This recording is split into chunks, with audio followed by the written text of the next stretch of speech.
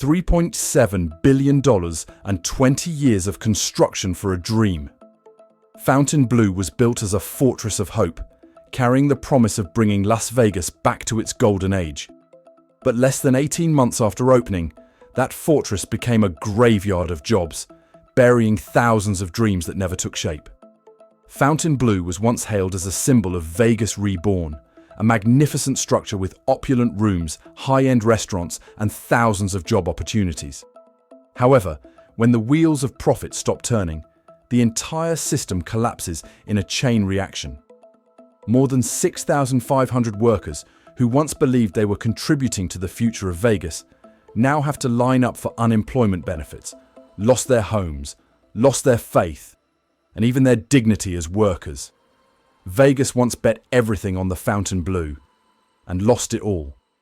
This is not just a failed project, but a mirror reflecting an entire system in decline, where greed, debt, and the illusion of a city that never sleeps ultimately created a city that could not wake up.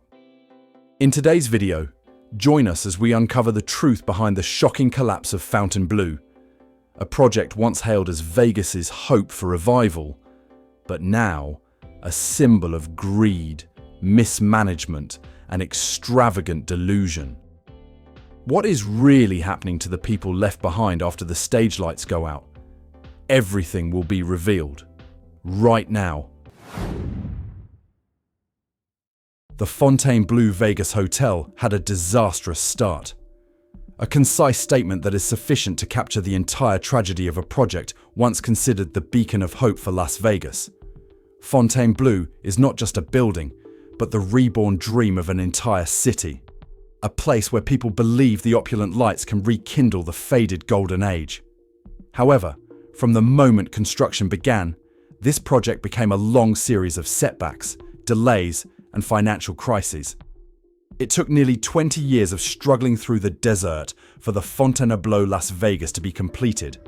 But as soon as the doors opened, 4 key executives left within the first month. In a city built on chance, that was clearly not a lucky start.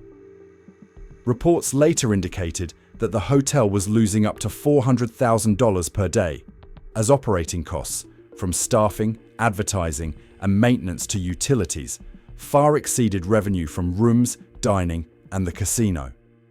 The irony is that right in the middle of that financial storm, Fontainebleau still spent a hefty $112.5 million to buy an additional 2.2 acres of adjacent land, with the ambition of expanding the tower or amenities in the future. 20 years of construction, 3 years of operation, but no clear mark. People are starting to wonder, is Vegas putting too much faith in stubbornness, hoping that persistence will create a miracle? Nevertheless, Fontainebleau still stubbornly pursues its macro vision. This is considered one of the most luxurious hotels and resorts in Las Vegas, where every detail is designed to cater to whales, high rollers, and affluent guests willing to spend lavishly for a premium experience. The room prices here clearly reflect that ambition, from around $110 per night for standard rooms to premium suites like Fleur de Lis or Penthouse, which start at $1,100 and can exceed $6,000 per night. But ironically, despite being a symbol of luxury, the Fontainebleau entered its launch moment with a series of unfinished preparations. Guests have to pay a $45 resort fee per night to use amenities like the pool, even though the pool is still unfinished.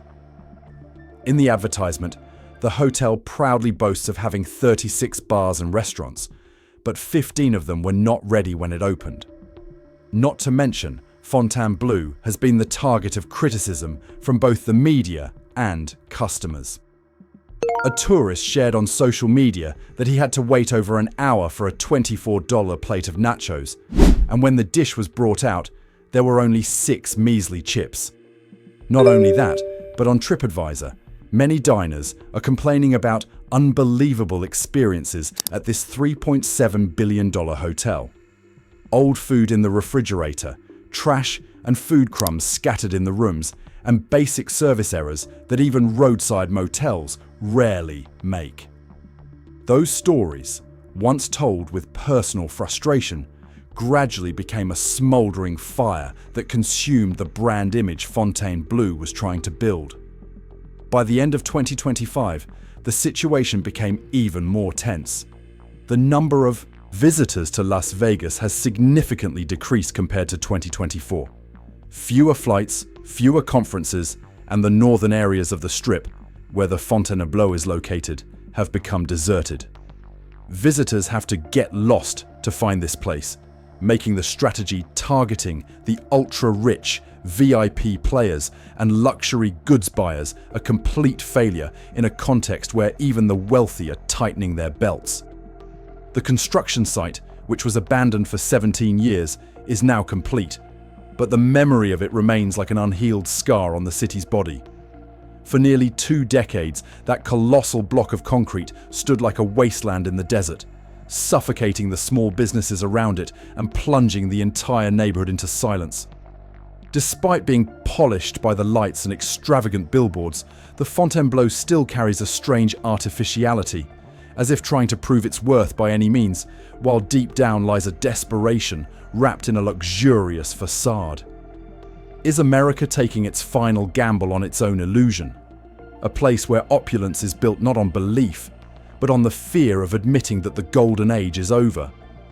And if the buildings once built to save Las Vegas are now also becoming graveyards of hope, who will save the people who poured their sweat, tears, and even their youth into building it? Because when a dream shatters, the first people to suffer are those who built it. Whether Fontainebleau's reckless investment will create a miracle remains an unknown. But one thing is certain: the workers behind those lights are slowly fading into obscurity. The gloomy, visitorless summer has left an unfillable void in the city's economy. And as always, the first to suffer are not the casino bosses, but the people working through the night behind the glitz and glamour of Vegas. When there are fewer tourists, tips also dwindle. A waiter who used to earn enough to support his entire family now has to choose between paying the electricity bill or buying medicine. A housekeeper said she never thought she'd have to go into debt to get through the week, in a city that once promised that hard work is enough to live on. Dry statistics have now become real pain. Each empty table means another worried family. Each silent casino means dozens of workers laid off.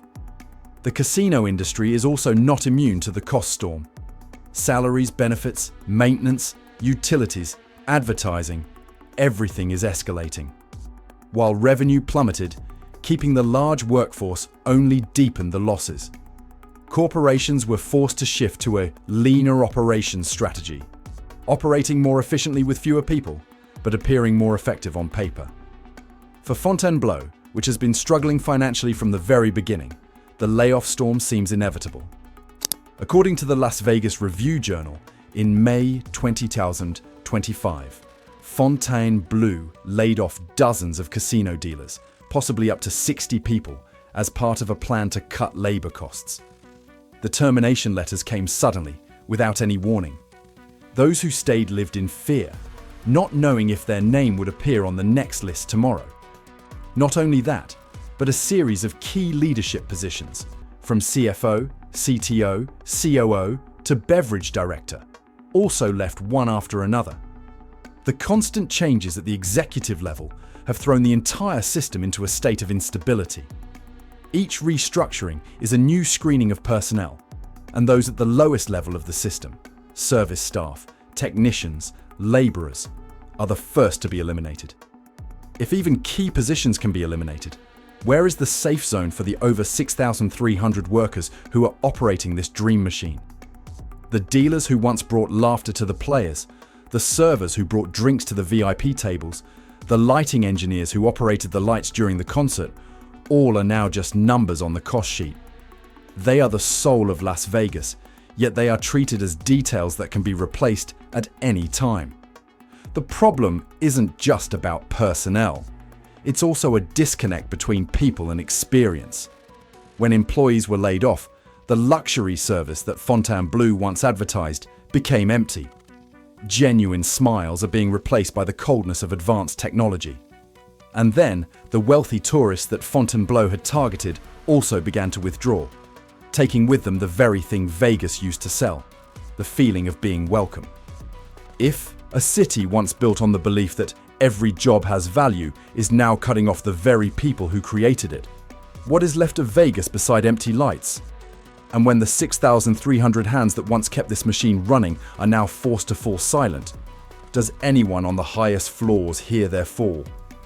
And ironically, the whole nightmare began with a dream for the upper class. Fontainebleau was built for the upper class, but even they didn't want to step inside. That opening line etched a bitter image in my mind. A crystal palace in the desert, cold, grand in appearance but empty.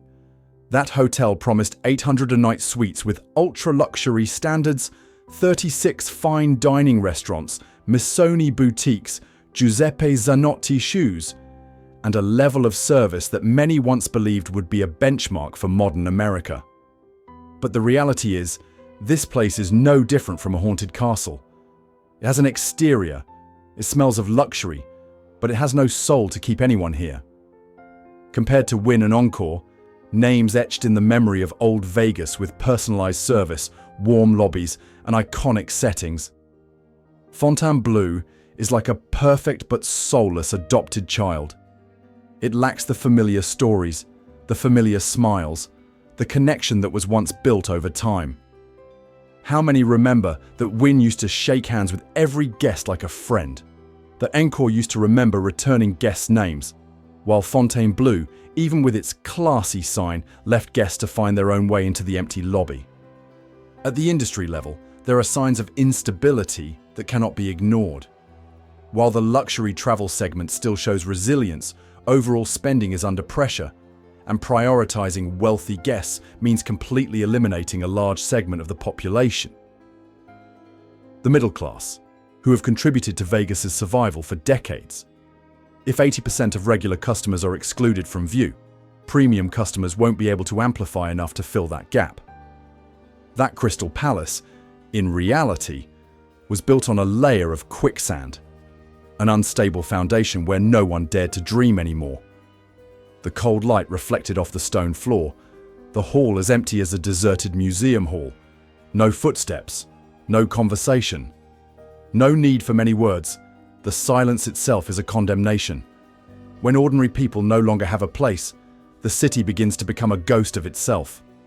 Fontainebleau is the ultimate symbol of status competition, but it is also a painful testament to the fact that if you build a palace only for the strong, you will soon find it empty. No guests, no laughter, only loneliness.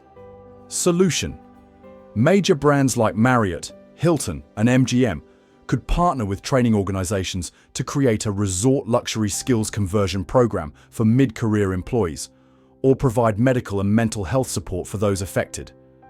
By doing so, not only are people kept within the tourism ecosystem, but trust between the brand and the community is also rebuilt. When Vegas is only rich people playing with rich people, will it still be Vegas? And if that palace ultimately only houses the wealthy, then who holds the heart of the city? The Fontainebleau was once a glittering gem, but now it's suffering from the malnutrition of high-end entertainment spaces. While still beautiful on the surface, it lacks the soul strong enough to attract and retain people. In the 2025 five-star hotel rankings, Fontainebleau is still highly rated, but that position seems to reflect expectations more than actual operational reality. The outside scene was even more haunting. A giant LED sign announcing "Blue Live Tonight" illuminated the empty street, amidst scattered homeless tents, closed shops, and darkness spilling through the glass windows. The police cars glided past like the only remaining sign of movement amidst the fading space. Vegas was once defined by its hustle and bustle. The sounds of casinos, the chatter of crowds, the music, the greetings. Now it's defined by emptiness. A city where the lights still shine, but no one looks up. The drum chairs, the empty living room, the unattended bar, all are relics of a time when luxury failed to live up to expectations. This situation is not unique to Fontainebleau. Many major projects in Vegas are currently facing a shortage of international tourism energy and tighter domestic spending. The Vegas tourism industry is under pressure from a decline in high-end visitor spending, according to projections from the US Travel Association, a factor that luxury-only projects are not cushioned to withstand. The silent collapse of Fontainebleau, where the lights still shine but no one sits, is a warning for future monuments. When luxury space no longer meets real needs, when superficial experiences cannot sustain expectations, when brand power cannot mask the reality of decline. Solution: major brands like MGM Resorts International or Caesars Entertainment could launch a Pulse Revival program, transforming empty casino halls into art experience spaces, movie theaters, small exhibitions, or community event venues, to keep things lively during slow periods, so that the light in these palaces shines not just on empty chairs, but on people's lives. If the lights are still bright but no one steps onto the casino floor, what is Vegas but a shadow of itself? How long until other icons also transform into ghost casinos, where the spotlight only shines into the void? The domino dance began at the Fontainebleau, and now it's spreading across the Strip, touching even the most seemingly solid places. When a project like Fontainebleau begins to collapse, the domino effect is never delayed. Vegas was once a unified whole. Each casino, hotel, restaurant and gambling house was a link in the survival network. One link breaks, and the whole system starts to tilt. First of all, the hotel casino next door was caught in the downturn of tourist numbers. In June 2025, the occupancy rate of guest rooms in Las Vegas decreased by approximately 14.9% compared to the same period the previous year, according to data from Smith Travel Research. When all resorts are feeling empty, the fact that the Fontainebleau is losing customers is no longer an anomaly, but rather part of a prolonged trend. Next came the job losses. The tourism, hotel, and restaurant industry, which was a pillar of local employment, now had to contract. In the second half of the summer of 2025, Nevada is estimated to see the loss of tens of thousands of service jobs, according to sources in the tourism industry. Reports from the Las Vegas Review-Journal also noted that the Las Vegas area lost approximately 4,300 jobs from July to August 2025. When people cut their shifts at a certain hotel, the restaurant at another hotel immediately lacks staff, service quality declines, and customers are further driven away. Not only was the workforce affected, small businesses around also collapsed one after another. Convenience stores, casual eateries, laundry services all rely on passing trade. When the Strip is deserted, the roads leading into the Fontainebleau and surrounding areas begin to feel empty. The lights across the street only illuminate empty tablecloths, the smell of cold food. Another important link is the financial system and investment credit. When Fontainebleau shows failure, investors will look at subsequent projects with a more skeptical eye. Funding is becoming difficult. Interest rates for new casino hotel projects will be tightened, pushing many half-finished projects into a standstill. The future of the Strip could be frozen for a long time. Additionally, the psychological effects spread. When people heard the news of Fontainebleau laying off 6,300 employees, many small hotel owners nearby were forced to cut spending, afraid to hire more staff, and hesitant to expand services, for fear of meeting the same fate. Each cost reduction is like a snowball rolling downhill. The swordsman's task becomes more difficult. And the more difficult it is, the more pressure there is on costs. If Fontainebleau is the first stone to fall, how many other stones will follow? And if the Strip is no longer able to hold together, what does Vegas, the world's entertainment icon, have left to stand on? What can you learn from a collapsed dream? This is the question left by Fontainebleau, not as a warning, but as an echo from the ruins of ambition. When the halo faded, the grand investment itself became an obvious lesson about the limits of scale, the threat of blind faith, and the vulnerability of human beings.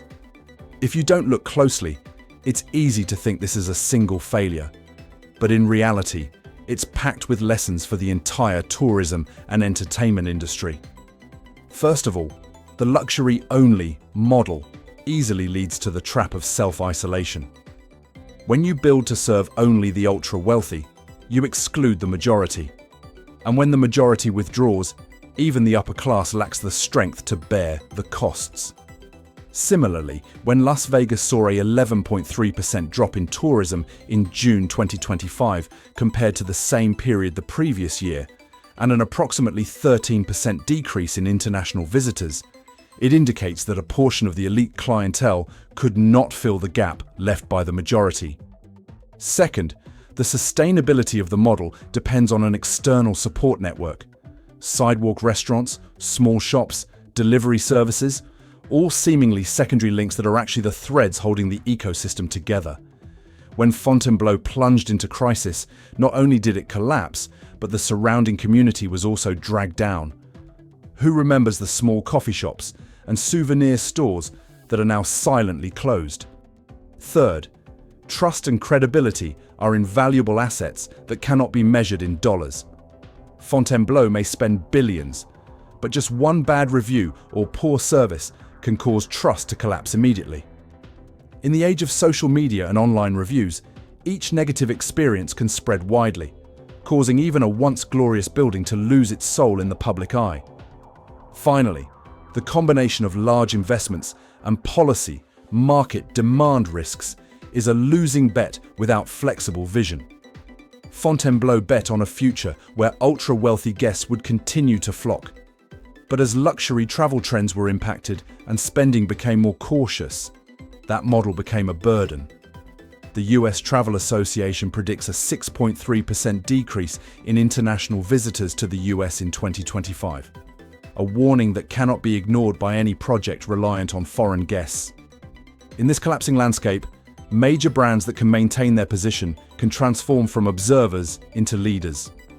For example, MGM Resorts International or Caesars Entertainment could establish an entire entertainment industry apprenticeship and workforce recovery fund, using profits from stable operations to support displaced employees at Fontainebleau, providing new skills training, medical assistance, and flexible work packages. When major players actively retain people, the industry model may not completely collapse. When a lavish dream collapses, is the lesson to abandon the dream or to change the way you dream? And if those who once built the dream must suffer first, whose responsibility should it be? The dreamers or the builders? When the story of the Fontainebleau closes, what remains is not the lights, not the money, nor the cold glass walls. The remaining question echoes across the desert. What truly keeps a city alive? Money, fame, or the people's belief in the very dream they once built? Vegas is still bright, but that light seems only to remind us that all glory has its limits. When trust fades, all that remains is a stage for illusions. And if even places built to celebrate victory are now empty, perhaps we are witnessing not just the collapse of a hotel, but the fading of an era that believed luxury is synonymous with eternity. How long until other American dreams also become ghost casinos? And when the lights are still shining, but no one believes in miracles anymore, will we have the courage to flip the switch of hope back on? If you feel this struggle about Vegas, about America, or simply about faith in an age of illusion, please like, share, and subscribe so we can continue to explore the true stories hidden behind the glittering lights of the fading American dream. The content in this video is created for the purpose of analyzing, commenting on, and exploring socio-economic phenomena from a comprehensive perspective, and is not intended to attack or assign blame to any individual, organization, or corporation. All information is cited from public sources, reputable reports, and media outlets, and may be presented in the form of analysis, metaphors, or cinematic descriptions for communication and public awareness purposes. Viewers are encouraged to independently research, verify information, and form their own perspectives. All content falls under the scope of free creation and commentary and does not represent any political, business, or organizational views.